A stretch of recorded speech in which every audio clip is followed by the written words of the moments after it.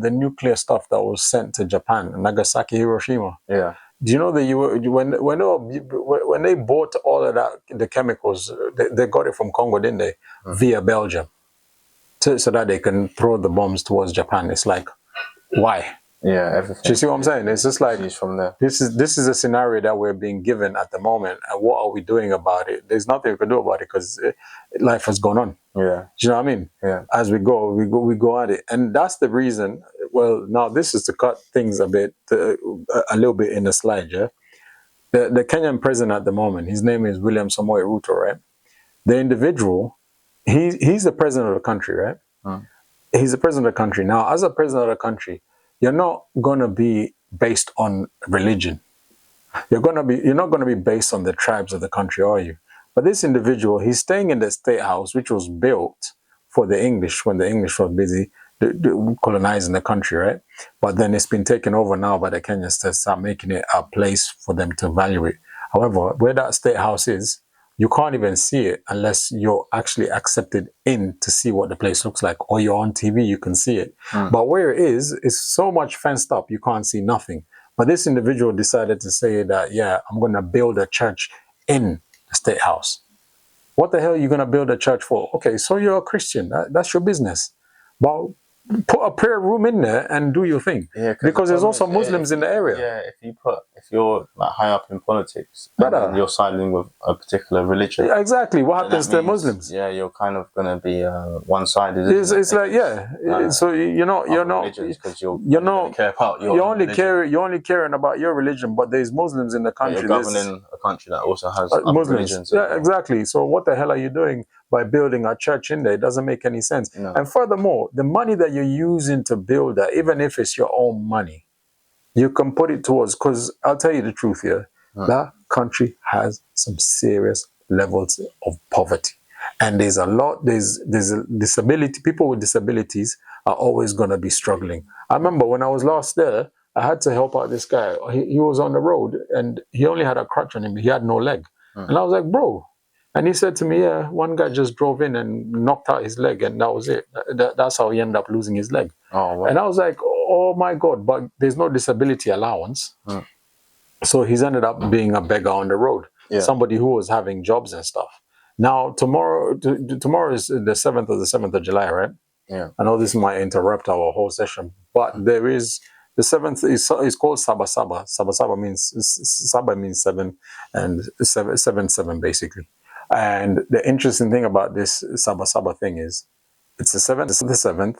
And it's been from the 1990 when they had a gentleman called Kenneth Matiba and a few other guys. I can't remember their names quite well, but these guys were protesting against the previous president at the time. His name was Daniel Arap Moi. And guess what? This current president now, he was a student of this president I'm talking about now. And the interesting thing is, people were protesting because they were not happy with a few things. And a few of them got locked up very easily. Kenneth Matiba was one of my favorite leaders. Now, you're going to have to start Googling some of these names. I'll send them to you. But when you look at it, you're thinking, you know what? The same old problem just keeps on ricocheting. There's nothing else. Because what the hell are you building up for? How do you fix a problem like that? Bro, I've always said, especially when it comes to like the country, what I've always been telling people, if you travel to Germany, if you want to migrate to Germany, but the first thing they'll tell you is that you need to learn German, right? You need to learn their cultures, whatever the case, right? Okay. So this is migration. This is not even being accepted as a system. No. This is something just straight up basic. And then if you want to start going into other fields, they'll tell you what's expected of you to actually know what is German. You see what I'm saying? The policies that to make them German. Same thing as in England. What's it being British or English, Scottish and Welsh and Northern Ireland? There's certain things that they're expecting from you before they start telling you like you can get lost and go back to where you came from, right? Spain, same thing. Netherlands, same thing. But guess what? You come to Kenya. There's about 42 tribes, I think it is. 41, 42. But none of them, they just keep dividing it based on the basis of tribalism. And I've been saying, listen, for that country and the other countries, they need to start embracing the different cultures that they have, the different tribes that they have there. They need to start embracing them and teaching them the love for each other and where their strong points or where where they're based from and what's their story. But let's put it all up in there for people to start knowing what's going on, because right now that continent, China is looking to take over that continent itself. They've moved in there and they're taking over. They went to the Caribbean as well, isn't it? Yeah, when they went to Jamaica, listen. So that you can't even making moves, isn't it? No, when those guys come in, they take over Chinese and Indians. That's what they do. This is the thing. These higher countries, so to speak, the world superpower countries, are always using the lower power countries as kind of proxies to control things, isn't it? Bro, you know what it is? Sometimes they find economic wars with each other, but through the lower tier countries, the disciplines and taking the resources that they have. Bro, they build themselves. Because if you look at India, right? India I can't remember when they got independence. I'll have to Google it. When they got independence from England, right? But guess what? One of the things, if you're anywhere in the UK, actually, you look at the most common food. It's an Indian curry, right? It's an Indian curry. Everywhere you go, Indian curry. To a point that, remember, Official Kills was talking about the other food that the Indians made for just the English folks. Because it was a type of curry. We thought you think it's not authentic, it's not real. And shout out to Official Kills, actually. Was it korma? Yeah, I think it might have been korma. Though. I know what it looks like, but I can't think of the name. But it might be korma. No, it's not korma. It's not korma? No, it's got another name on there, Tikon, masala? No. What other types? Because it is a type of curry. It's a type of, yeah. It might be korma, actually. But yeah, Official Kills is one of our previous episodes that it's in there anyway, when we have Official Kills in there. And when he said it, and I was thinking, oh my days. But when you look at it, you're thinking, what's the next thing on it? But you're thinking, okay, so that particular food is actually, it's not English, it's Indian. You know what I mean? And the Indians, what have they done? They've basically united themselves and encouraging themselves, despite the fact they also got issues within themselves. But they're doing a great job at working together, because everywhere that they go to in the world, they have their own schools, they have their own foods, and their whole culture is there. You can't really... Well, then again, I don't really know many people that want to mix around them at the same time, because it's like they don't let other people in. They're not really that open to it, but they're more open to saying that, yeah, this is what we have and this is what we're doing. Because even if you look at the property markets in the UK, they're the biggest property holders at the moment. Who are? The Indians. They're doing a great job.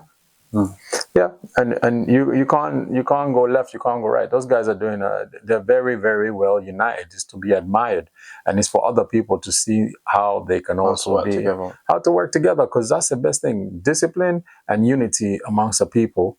Then watch how the way out of it goes. That's the problem. Like, they knew that with Africa, that the way to get them under control is to make them undisciplined. And It's divide it, break it down, and always instilled that so hard that it's such a task. It's a big problem, and that's actually come back and try and align ourselves and trust each other. That's why that tribalism thing. And I was saying it. I said, listen, the tribalism in Kenya, you guys all need to know that this thing is here. It's not going anywhere. It's been here from ever since the country was formed up, whatever the case. But you've got these tribes, and if you go to certain areas, you know exactly who you see. If you're looking at the long distance runners, they primarily 90% of them come from one particular area. If you're looking for this other people, they come from this other areas. So guys, you need to embrace each other and know these are your own people. This is where they're from. This is what it is. But prioritize, because they're more interested in learning English. English ain't going nowhere, because it's well put into the country at the moment, and the systems are all in English. But so I remember somebody was saying to me, "Oh, it's even better that we're speaking English now than anything." And I thought, you know what? You guys speak Swahili. And everybody's trying to come to this country to learn Swahili. You even got those bands, the bands for the hands. Yeah. And people are really trying to show off that they've got them on their hands. And it's like, mate, there's a story behind this country.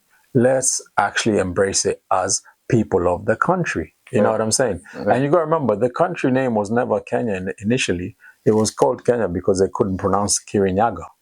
Ah, see. Kirinyaga is a mountain that is the name of the mountain, Kirinyaga. But the British, the English guys at the time, and the Germans, I think it was, they couldn't pronounce Kirinyaga, so it ended up being Kenya. Fair enough. So that's how you got the name Kenya. Why. See what I'm saying? It makes sense. No, It goes like, back to what you're saying about the way things are named when we spoke about it being East London. You see what I'm saying? Yeah. Things like that. People name stuff to make it easier, even though it's non-cultural to where. Let me tell you, look, you see, before even carry on further, let's look at Zimbabwe, right? The name of Zimbabwe was never Zimbabwe. It was named Rhodesia, after C.C. Rhodes. C.C. Rhodes, you know Oxford University? Yeah. They've got a statue of him there till today. They're never going to take it off, because remember there was a time people were like, yo, get these people out, and you can't be having statues of people who have oppressed other people. But C.C. Rhodes is still in Oxford because he put all his money towards Oxford University. And you look at it and you're thinking, and he named the country Rhodesia, right? And I was like, how the hell did you get this opportunity to actually name it Rhodesia? But then when, what's his name, Mugabe, who everybody criticizes, and they're like, yeah, Mugabe is this, Mugabe is that. Yeah, at some point he became a bit of an idiot because he stayed in the position he was in for far too long for no reason. But they ended up calling it Zimbabwe, and he was like, no, we can't be Rhodesia, this is Zimbabwe, this is. And they had the Lancaster House Agreement that they signed. Now, Lancaster House Agreement was the one that was in regards to the land that he took off from the English folks that were living there at the time. And he stood down because Tony Blair was like, yo, that's a deal that you signed with who? With Margaret Thatcher. You didn't sign it with me. So he wasn't ready to say, oh, you know what? Yeah, let's do it this way, let's do it that way. So he was like, oh, you know what? Then you guys have this period of time to leave. He kicks everyone out? Yeah. That's when he decided to say, no, you guys need to go. But you all need to see, there's something called the Lancaster House Agreement, which is in Lancaster House in central London, where they made that decision so that they say, okay, this is how it's going to be. Yeah. But the people are still struggling till tomorrow morning. In fact, they don't even have the Zimbabwe dollar no more. It's no longer the Zimbabwe dollar. It's the US dollar that's been spent in that country. So guess what? If anything was to go wrong in the country at the moment, it's US dollars that they're looking for to spend. And it's like, how do you produce? Because if you were to give somebody change on a dollar, you haven't got the quotas and everything that goes with actual US dollar. It's actually the US dollar, my friend. So it's the same value as what's used in the US. Isn't that Jamaican dollar? No. It's the US dollar that they have there. It's the US dollar. It's not the... It's not it's not like... separate dollar. They actually have the US dollars, the Zimbabwe dollar, because remember there was one time, I even have a note. If I'd known we were going to go this far in conversation, I'd have bought it, because I have the 20 billion note. Is it 20 billion? Yeah, 20 billion note. It's a green one. I'll show it to you. When they had that inflation problem, so their money was exactly carrying like wheelbarrows of money just to there you go, exactly. And I got still the 20 billion note that was not even worth a pound, but it's 20 billion Zimbabwe dollar. And it's like, so this is how it's come down to, man. It's very, it's so freaking such a mess, man. And you know what? It's in the continent. This is a beautiful place. It's a beautiful place, but guess what? They just don't want to give you the freedom to say what you want to say and to do what you want to do. It ain't gonna happen.